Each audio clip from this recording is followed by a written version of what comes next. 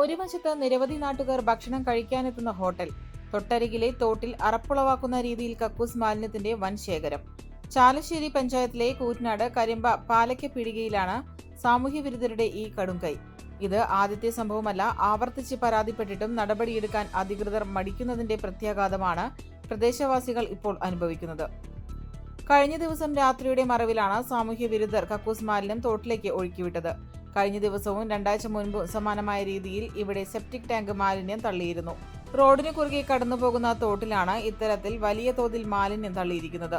തൊട്ടരികിൽ നിരവധി ആളുകൾ ഭക്ഷണം കഴിക്കാനെത്തുന്ന ഹോട്ടൽ പ്രവർത്തിക്കുമ്പോഴാണ് ഈ ദ്രോഹം. കടുത്ത ദുർഗന്ധം കാരണം പരിസരത്തുള്ളവർ മൂക്കുപൊത്തേണ്ട അവസ്ഥയിലാണ്. പകർച്ചവ്യാധികളും ഗുരുതര ആരോഗ്യ പ്രശ്നങ്ങളും പടർന്നു പിടിക്കാൻ ഇത് വഴിവെക്കും എന്നത് തീർച്ചയാണ്. ഇവിടെ തീരുന്നില്ല ഇതിന്റെ പ്രത്യാഘാതം. തോട്ടിലെ കക്കൂസ് മാലിന്യം പാടശേഖരങ്ങളിലൂടെ ഒഴുകി ഒടുവിലെത്തുന്നത് പ്രദേശത്തെ പ്രധാന കുടിവെള്ള സ്രോതസ്സായ ഭാരതപ്പുഴയിലേക്കാണ്. ഇത് പരിസരത്തെ കിണറുകളെ പോലും മലിനമാക്കുമെന്ന ആശങ്കയിലാണ് നാട്ടുകാർ. ഇന്ന് പുലർച്ചെ ഹോട്ടൽ തുറക്കാനെത്തിയവരാണ് മാലിന്യം തള്ളിയ വിവരം ആദ്യം അറിയുന്നത്. സംഭവം ആവർത്തിച്ചതോടെ നാട്ടുകാർ ആരോഗ്യവകുപ്പ്, ചാലശ്ശേരി പഞ്ചായത്ത്, പോലീസ് എന്നിവരെ വിവരം അറിയിച്ചു. തുടർന്ന് പഞ്ചായത്ത് അധികൃതരും ജനപ്രതിനിധികളും സ്ഥലത്തെത്തി സന്ദർശനം നടത്തിയെങ്കിലും പ്രതികളെ പിടികൂടാൻ ശക്തമായ നടപടി ഉണ്ടാകുന്നില്ലെന്ന ആരോപണം ശക്തമാണ്. കൃത്യമായ നിരീക്ഷണവും കടുത്ത ശിക്ഷാ നടപടികളും ഉണ്ടായാൽ മാത്രമേ ഈ സാമൂഹ്യവിരുദ്ധരെ പൂട്ടാൻ കഴിയൂ എന്ന നിലപാടിലാണ് നാട്ടുകാർ. ഇന്നലെ തട്ടി, മിനിഞ്ഞാന്ന് തട്ടി, ഇതിന്റെ മുന്നേ 2 പ്രാവശ്യം തട്ടി.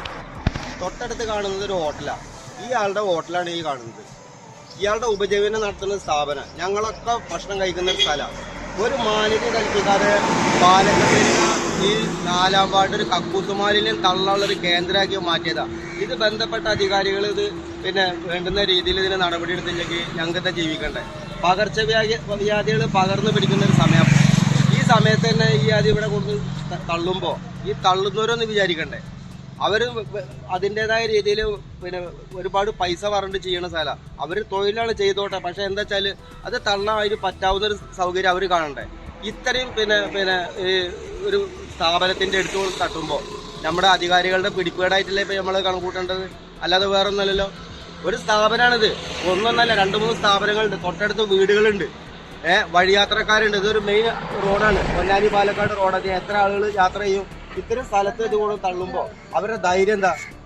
നമ്മുടെ ബന്ധപ്പെട്ട അധികാരികൾ അതിന് വേണ്ടുന്ന രീതിയിലുള്ള നടപടി എടുത്തില്ലെങ്കിൽ വല്ലാത്തൊരു പ്രതിസന്ധി ഉണ്ട്. ഇത് അവരെന്നെയാണ് ചെയ്യേണ്ടത്, അല്ലാതെ ഞങ്ങൾക്ക് ജനങ്ങൾക്ക് ഇതൊന്നും ചെയ്യാൻ കഴിയില്ല. ഞങ്ങളുടെ കണ്ണിൽ കാണുകയാണെങ്കിൽ ഞങ്ങൾ പിടിച്ച് കെട്ടിട്ടിരുന്നു. അതിൽ യാതൊരു തർക്കമില്ല കാര്യത്തിൽ. ഞങ്ങൾക്കൊക്കെ ജീവിക്കണം അവിടെ. ലോകാത്ഭുതങ്ങളിൽ വിലക്കുറവിന്റെ 8-ാം അത്ഭുതം കൂറ്റനാടിന് സമ്മാനിച്ച് നിങ്ങളെ ഞങ്ങൾ സ്വാഗതം ചെയ്യുന്നു. ഞങ്ങളല്ലാതെ പിന്നെ ആര്? Manukkas discount centre, Manukkas tower, Guruvayur road, Koottanad.